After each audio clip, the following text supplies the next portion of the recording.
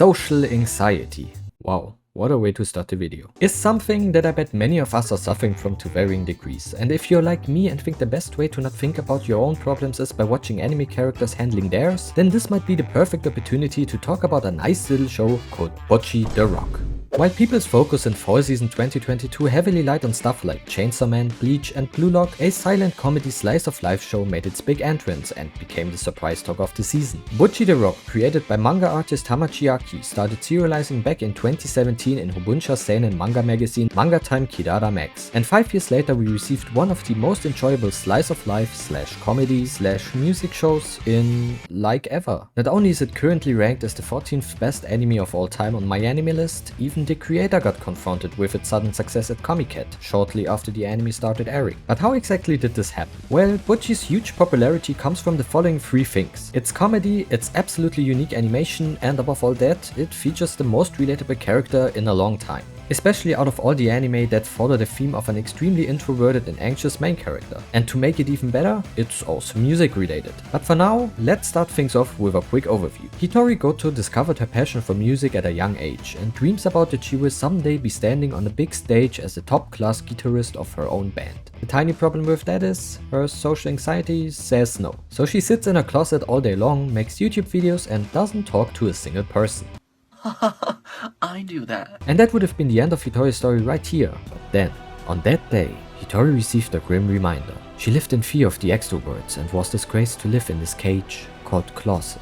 And the short story is, Hitori meets Nichika Ichiji, who is urgently searching for a new guitarist for a band's upcoming gig, because the old one left without a trace. More or less unwillingly, Hitori gets dragged into a small club, where she also meets the last remaining band member, Ryo Yamada. Well, not really the last one, there's still the other member that left, but she comes back 2 episodes later. Her name is Ikuyo Kita. And so, a wholesome story about passion, personal growth and following your dreams begins. Now, you have probably realized that I put the full names of the characters in my script, and that has a good reason. Because the names of our 4 main characters are actually a reference to the members of the famous J-rock band Asian Kung Fu Generation. And not only their names are, but also the episode titles are referencing song titles of just mentioned band. Even the club, where a huge portion of the show takes place, is inspired by an IRL club where the band held their first headline show. Later in the anime, we meet my personal favorite character and soon to become a liver cirrhosis patient, Kikuri Hirui. Together with Elisa Shimizu and another less relevant person, they play as a band called Sick Hack.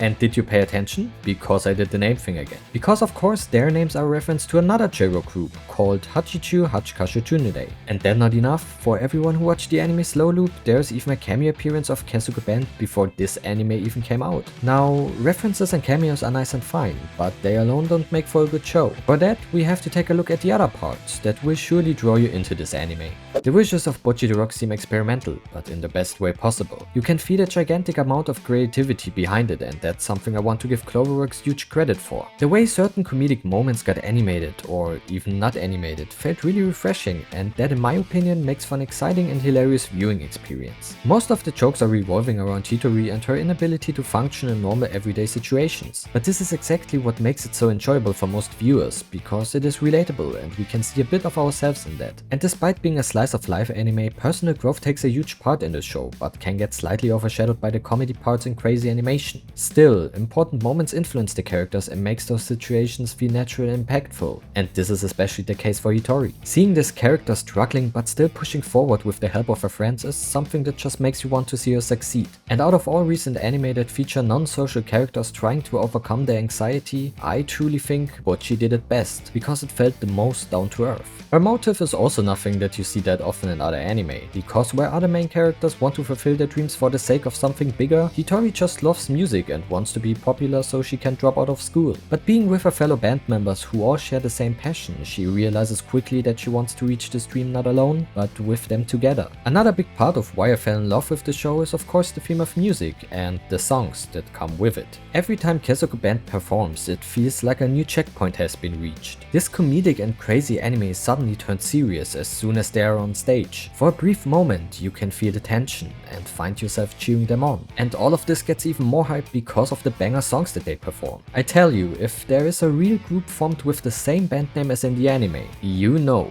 you're in for a good time. And even if you're not into anime that are focusing on music, I'd still highly recommend this one for all the other parts that I'm sure will grab your interest. Because in Bocchi The Rock, it is not about the comedy alone. It is not only about the characters, the animation, or the music. It is the complete package that makes this show one of the best of its genre. And with that, yo guys, what are your thoughts about Bocchi The Rock? Let me know in the comments down below, and if you enjoyed this one, please consider leaving a like and subscribe to the channel if you want to see more in the future. As always, I hope you're having a wonderful day, and I'd be happy to see you in the next video. Until then, peace.